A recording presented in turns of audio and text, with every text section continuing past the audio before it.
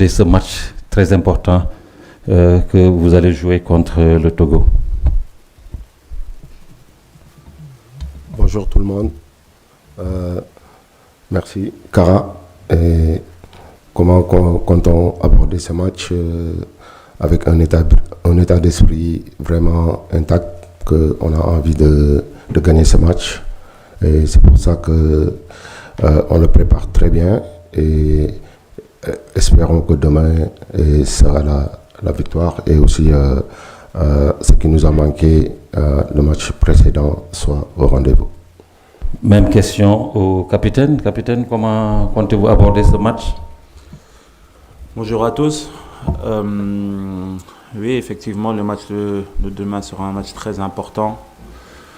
On veut l'aborder avec un état d'esprit de conquérant, être les patrons à la maison. On sait que ça va être un match difficile.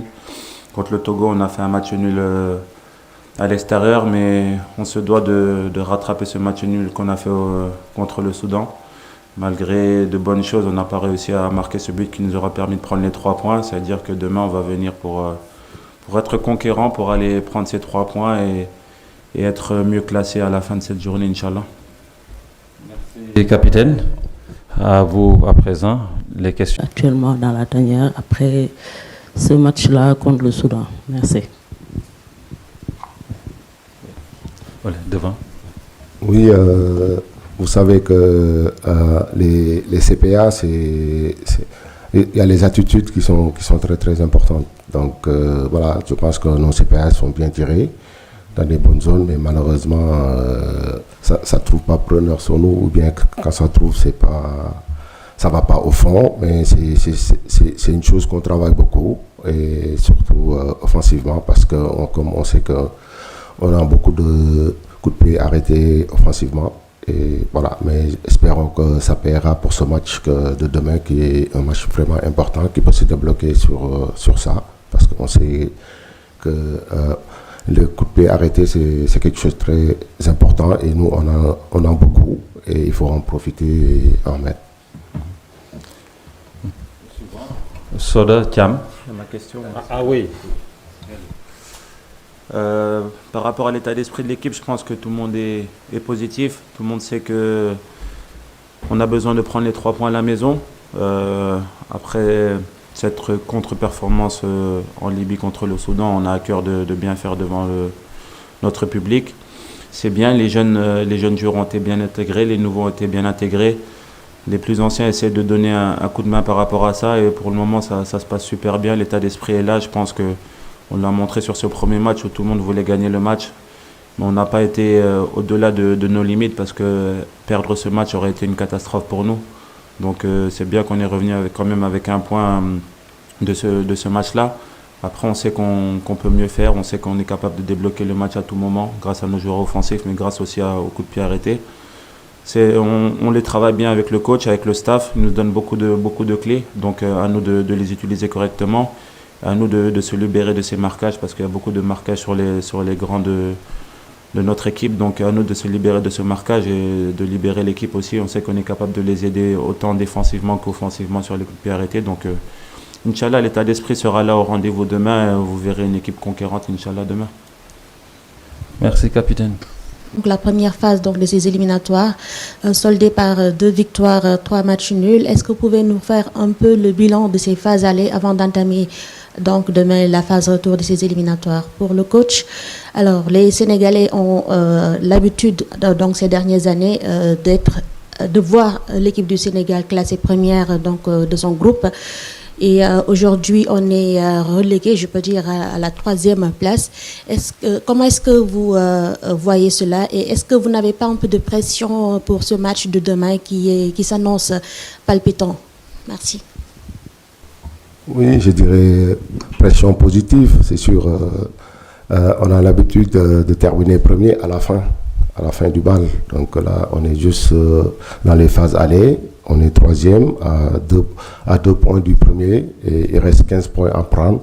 nous, on fera tout pour prendre le maximum de points et pourquoi pas prendre les 15. Donc, je sais que j'ai un groupe déterminant qui a envie de se racheter à partir de demain.